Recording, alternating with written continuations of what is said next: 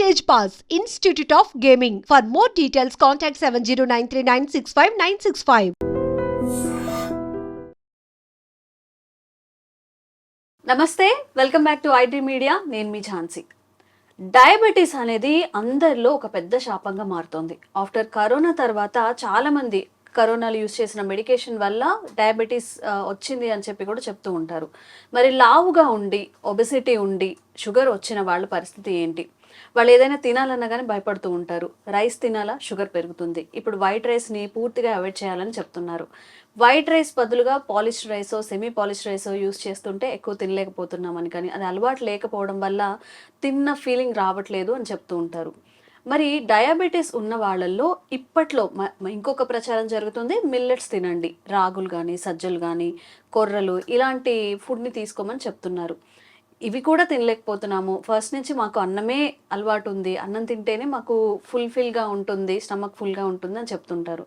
Obese ఉన్నప్పుడు మనం అసలు ఎలాంటి ఆహారం తీసుకోవాలి? ఈ మిల్లెట్స్ కాకుండా, పొట్టు ధాన్యాలు కాకుండా ఇంకెలాంటి ఆహారాన్ని మనం తీసుకోవచ్చు? ఎలాంటి ఆహారం తీసుకుంటే మంచిది? ఈ విషయాలు తెలుసుకుందాం.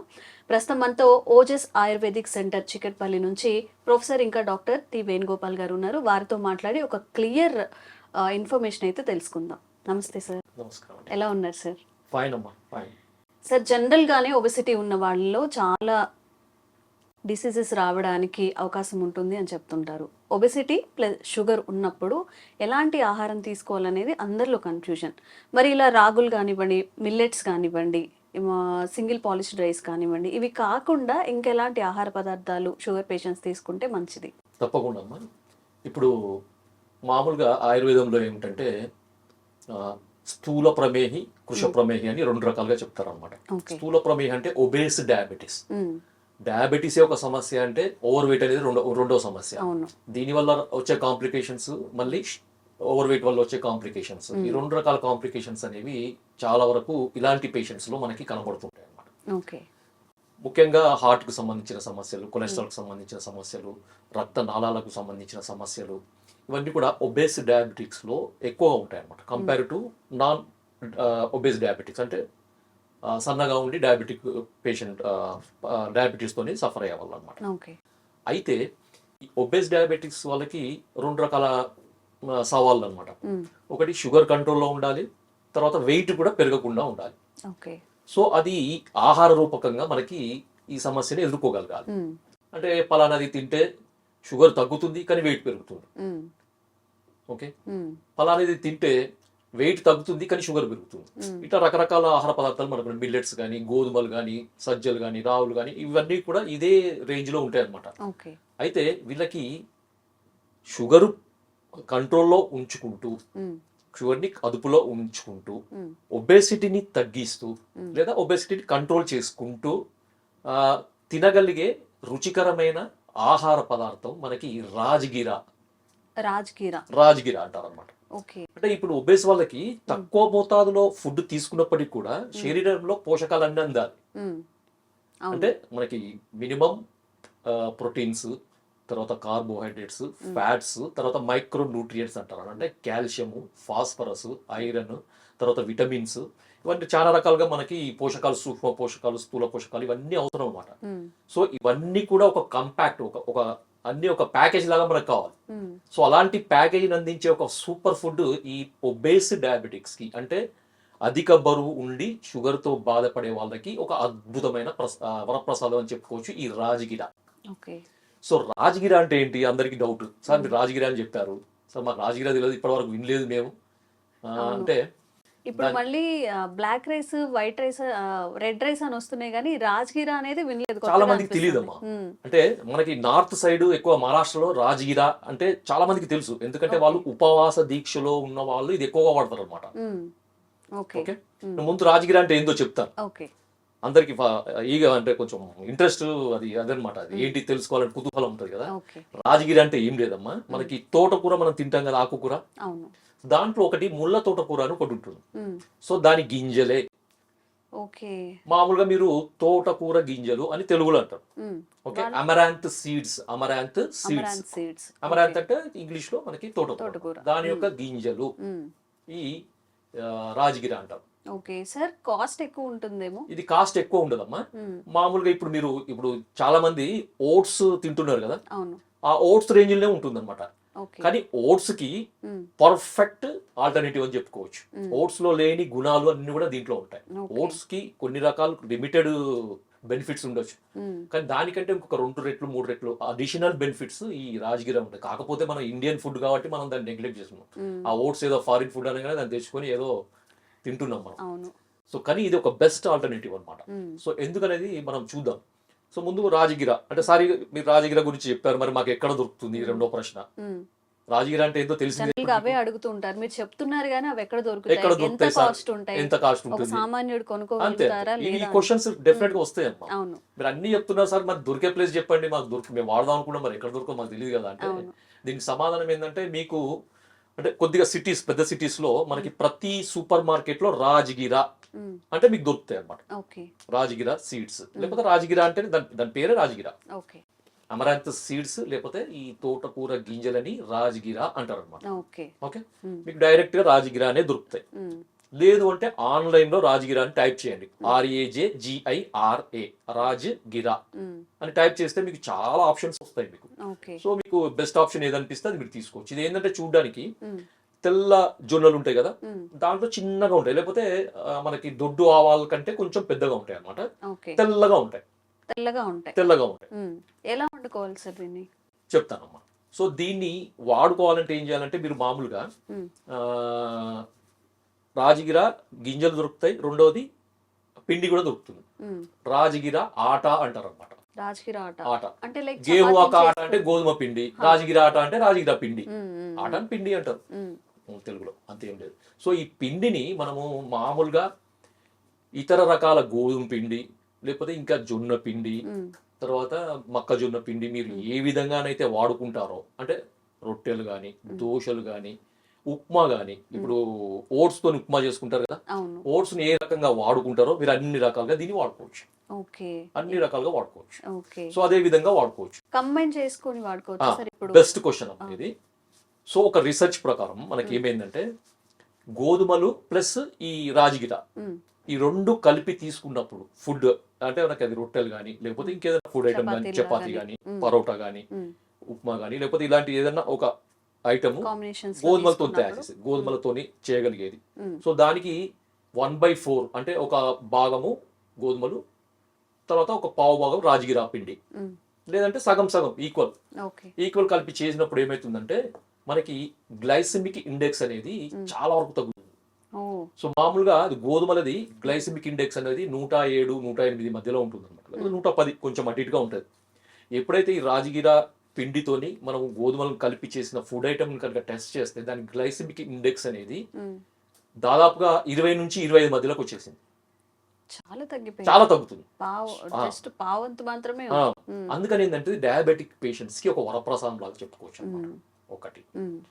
తర్వాత దీనివల్ల ఏమవుతుందంటే, ఆకలి అనేది తగ్గుతుంది. తగ్గుతుంది. ఎందుకంటే దీంట్లో కాంప్లెక్స్ కార్బోహైడ్రేట్స్ ఉంటాయి. మ్మ్. కాంప్లెక్స్ కార్బోహైడ్రేట్స్ ఉండడం వల్ల ఏమవుతుందంటే, అవి లేట్ గా జీర్ణం అవుతాయి. ఓకే. దాంతో ఏమవుతుందంటే, మనకి ఈ సడన్ షుగర్ స్పైక్ అంటారు కదా, మ్మ్. మనం ఈ బియ్యం కానీ, పాలిష్ బియ్యం ఇలాంటివి తీసుకున్నప్పుడు షుగర్ సడన్ గా పెరుగుతుంది, ఒకసారి స్పైక్, పెరుగుతుంది అంటుంటారు. సడన్ స్పైక్ అంటారు. మ్మ్. సో ఆ సడన్ స్పైక్స్ షుగర్ అనేది ఎప్పటికైనా కానీ మంచిది కాదనమాట. మ్మ్. సో అది ఇంటర్నల్ ఆర్గన్స్ మీద దెబ్బ కొడుతుంది. ఓకే. సో ఇది ఏమవుతుందంటే, కాంప్లెక్స్ కార్బోహైడ్రేట్స్ వల్ల స్పైక్ అనేది ఉండదు అనమాట. స్లోగా మనకి బ్లడ్ షుగర్ అనేది మెయింటైన్ అవుతుంది అనమాట. ఓకే. సో దీనివల్ల ఇది ఒక బెనిఫిట్. మ్మ్. రెండో బెనిఫిట్, ఇంకొకటి అంటే మెయిన్ బెనిఫిట్ చెప్తున్నాను. ఇంకొకటి ఏంటంటే, దీంట్లో గెహరిన్ అనే ఒక కెమికల్ ఉంటుంది అనమాట, ఫైటో కెమికల్ అంటారు, గెహరిన్. ఓకే. సో దాని వల్ల ఏమవుతుందంటే, అది బ్రెయిన్ మీద అపెటైట్ స్టిమ్యులేటర్ అంటారు. మ్మ్. అంటే మన ఆకలిని పెంచే ఒక హార్మోన్. ఓకే. ఓకే, ఆకలిని పెంచే హార్మోన్. ఆకలిని పెంచే హార్మోన్. ఈ హార్మోన్ ప్రొడక్షన్ కాకుండా, అంటే ఉత్పత్తి కాకుండా దాన్ని ఆపుతుంది అనమాట. మంచిదేనా సార్ అలా మనకి? అదే కదా, మంచిదే అది. రెండు, ఎందుకు అంటే ఆకలి కొద్దిగా తగ్గినప్పుడు ఏంటంటే, మనం ఫుడ్ క్వాంటిటీ తక్కువ తీసుకుంటాం. దానివల్ల వెయిట్ కంట్రోల్కి వస్తుంది, బరువు కంట్రోల్కి వస్తుంది. సో మరి ఆకలి తగ్గుతుంది, మరి ఫుడ్ క్వాంటిటీ తగ్గుతుంది కదా, మరి ఎట్లా అంటే, దీంట్లో ఉండే ఇంతకుముందు చెప్పాను కానీ న్యూట్రియంట్స్, మనకి పోషకాలు, అన్ని రకాల పోషకాలు సమానమైన నిష్పత్తిలో ఉంటాయి. మీరు ఒక విషయం చెప్తే ఆశ్చర్యపోతారు. దీంట్లో మనకి కాల్షియం అనేది ఉంటుంది కదా, ఈ కాల్షియం ఒక కప్పు పాలలో ఎంతైతే కాల్షియం ఉంటుందో సో దీంట్లో డబుల్ ఉంటుంది అనమాట. ఓకే.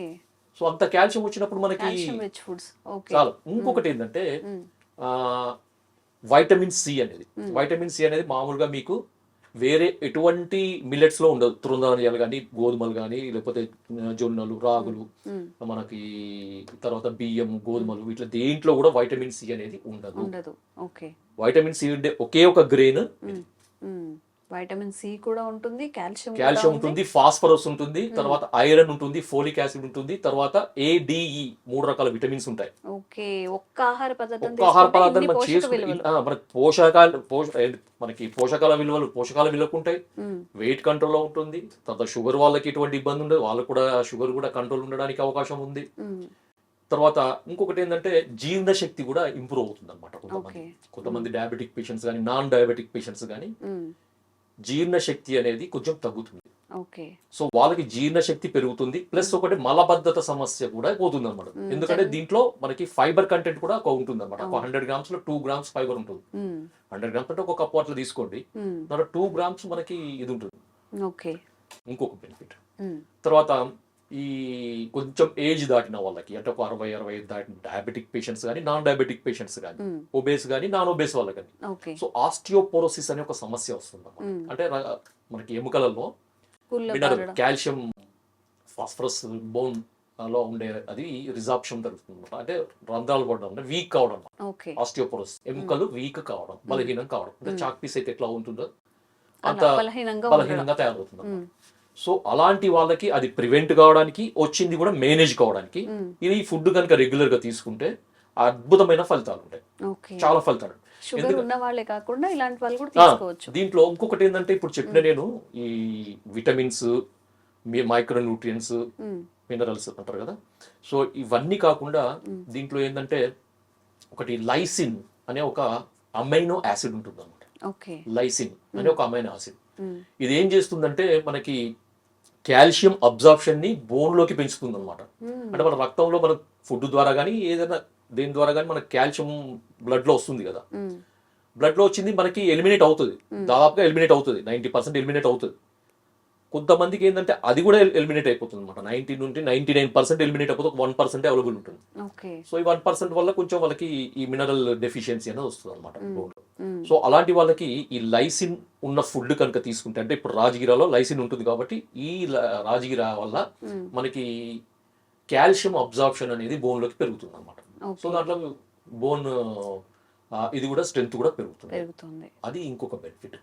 తర్వాత ఇంతకుముందు మనం మాట్లాడుకున్నాం కదా, ఈ ఒబేస్ డయాబెటిక్ పేషెంట్స్ లో మనకి హార్ట్ కు సంబంధించిన ప్రాబ్లమ్స్ వస్తాయి.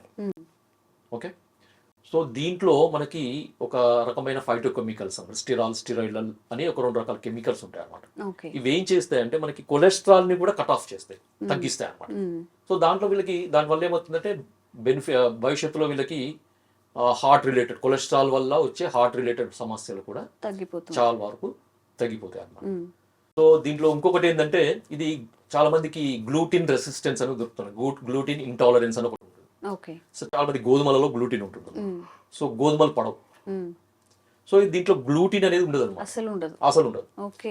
సో కాబట్టి వాళ్ళు హ్యాపీగా దీంతో చపాతీలు కానీ, పూరీలు కానీ సంతోషంగా తినొచ్చు, ఎంతనైనా తినొచ్చు, వాళ్ళకి ఇష్టం వచ్చినంత తినొచ్చు, ఎటువంటి సమస్య ఉండదు.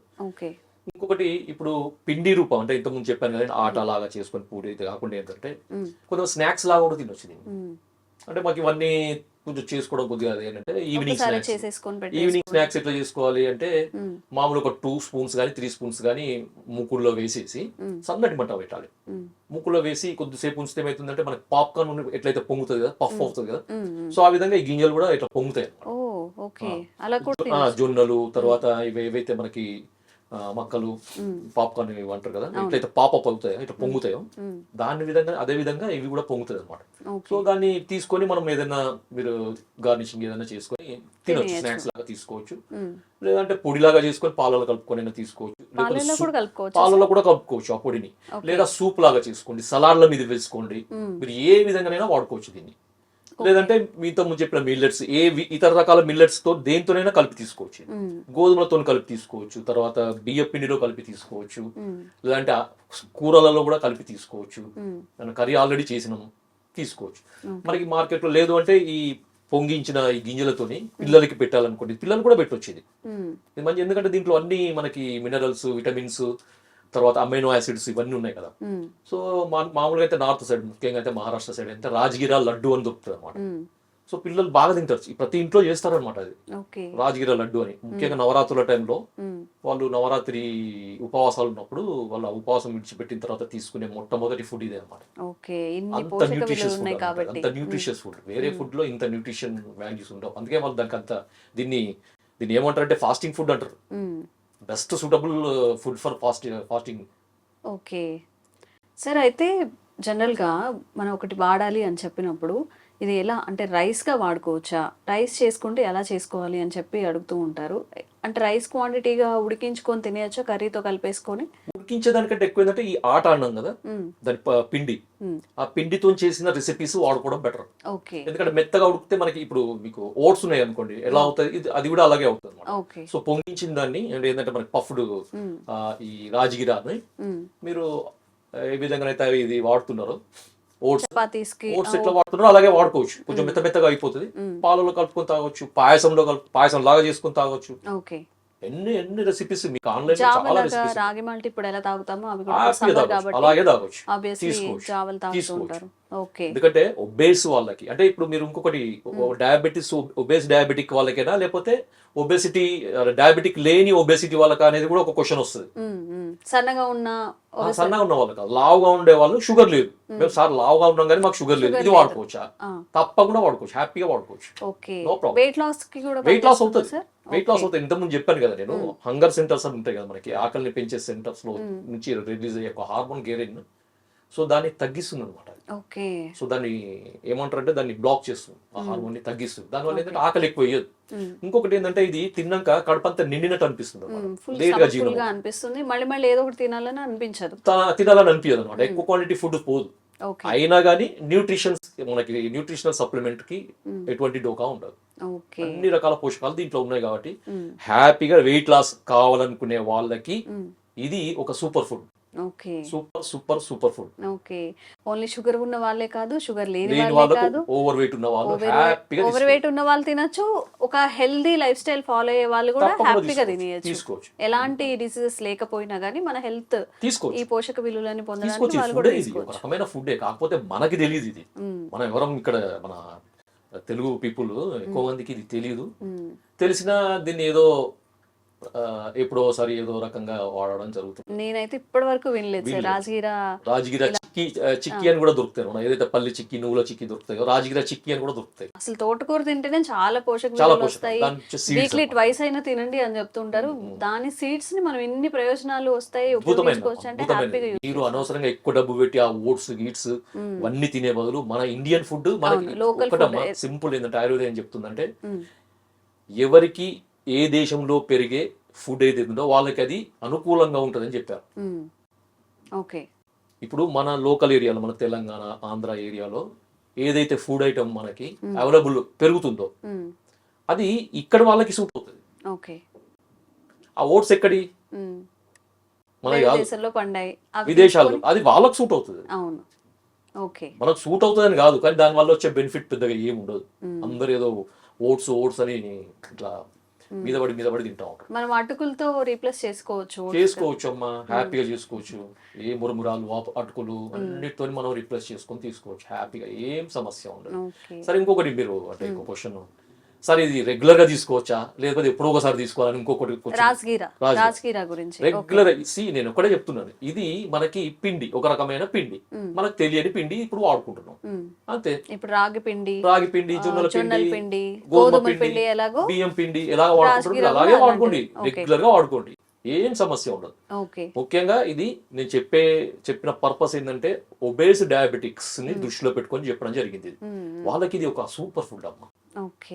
అదండి అసలు సంగతి. నిజంగా ఓట్స్ అని చెప్పి ఇంకేవో ఎప్పుడు మార్కెట్లో ఏ వస్తే మనం వాటి వెంట పరిగెడుతూ ఉంటాము. మనకి లోకల్గా దొరికే ఫుడ్ని లైక్ రాజ్గిరా అనేది మనం చాలా మందికి తెలియని విషయం.